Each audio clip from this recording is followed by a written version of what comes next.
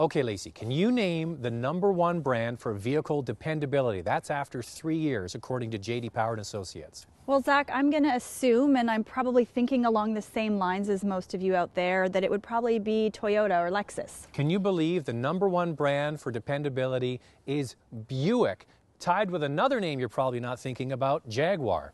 Wow, that's quite the honor. I'm guessing then that's why we've got the new Buick LaCrosse here today. Well, it's a good starting point, and I'm sure General Motors would love for potential buyers of a mid-size, entry-level luxury car to consider the Buick LaCrosse, and you probably should give it a try.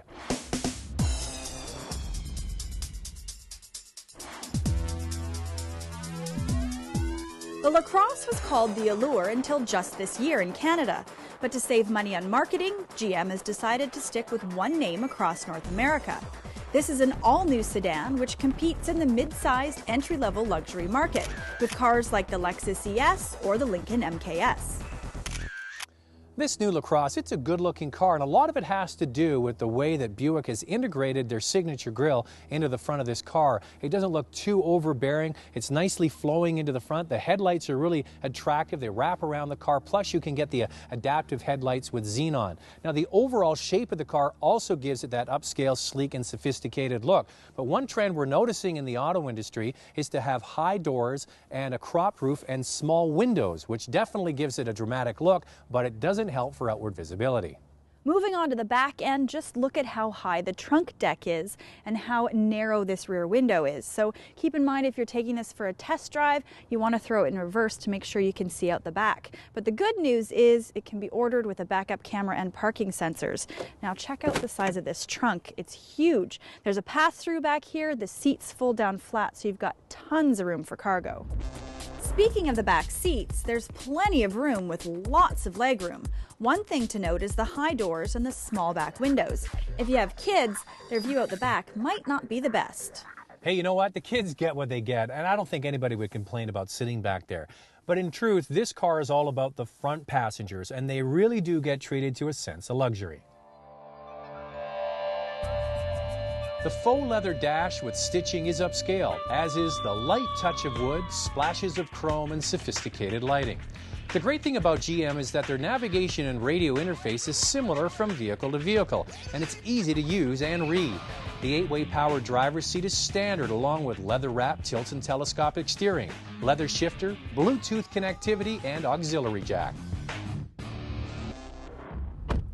Our test vehicle comes with navigation and voice-activated controls, leather seats, and a bunch of other goodies. I have to say, it looks and feels top-notch.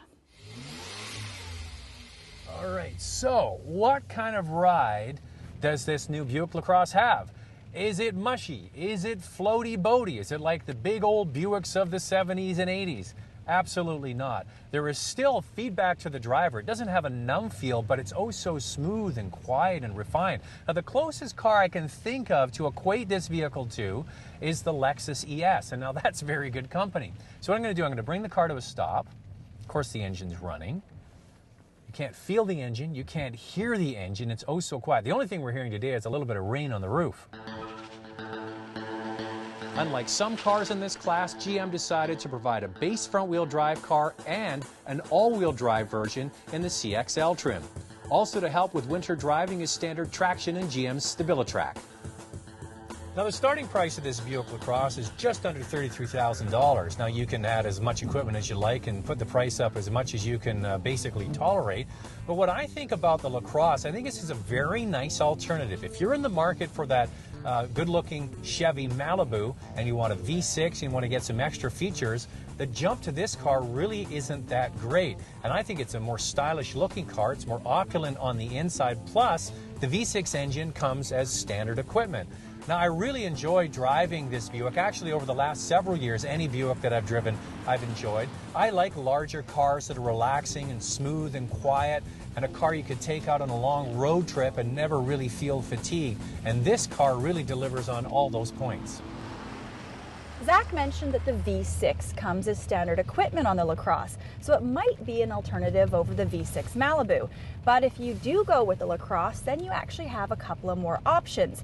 There are two direct injection engines available. The first is the 3-liter that puts out 255 horsepower, or if you want to go with the top of the line trim level, the CSX, you've got a 3.6-liter direct injection engine, and it puts out 280 horsepower. All of that power goes through a 6-speed automatic, which can be shifted manually on the center console. The suspension is a 4-wheel independent setup, but once again, on the top model there's a sportier version with automatic magnetic ride control and sport mode. When I get behind the wheel of this LaCrosse, the first thing that I notice is that I feel like I'm sitting in a cockpit. Everything is well laid out and within reach. The fit and finish of the materials looks amazing, and I really feel like I'm driving a luxurious vehicle.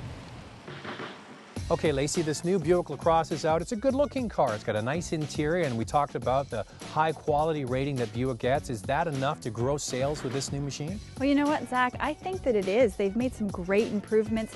The exterior styling looks absolutely fantastic.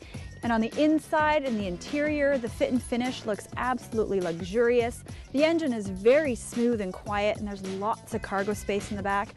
On the downside, it would have been nice if maybe they just packaged it a little bit better and offered leather or heated seats on the base model as standard equipment. Now, what they do, and the reason why they do that, is they want a really tasty price point to get people into the dealer. So they say it's going to be, just under $33,000. But they know most people won't order it that way. They'll spend a little bit more and get the middle trim level. That's going to be the case with this car. I'm in agreement with a lot of what you said there. What I like about this car, I think the styling is fantastic. The interior is great. You mentioned that. I also like the fact you've got two engine choices. The one in this car is the 3.6-liter direct injection. Lots of power, yet the car is so smooth and refined and really appeals to drivers that don't want a performance car. They just want a nice, comfortable car. And it's a nice size vehicle as well, especially for people in the back seat. They get near limo-like leg room. There is only one negative with this car, but it is something that you do get used to with the crop roof and the shallow windows. Outward visibility isn't as good as it could be, but you do adapt and most drivers will get used to it. Lacey, we were in Detroit for the auto show. We had a sit-down meeting with the vice chairman of General Motors, Bob Lutz, and he said that this new car is turning sales for Buick, so they're on their way. Why is Buick so popular in China? Find out in this web-only segment at drivingtelevision.com. After the break, Lacey gives the new Porsche Panamera the once-over. Is it just a boy toy, or is there some girl power? Zach learns how to determine the proper seating position in any vehicle. And is the minivan all washed up? Lacey gives you an update on these once popular family haulers.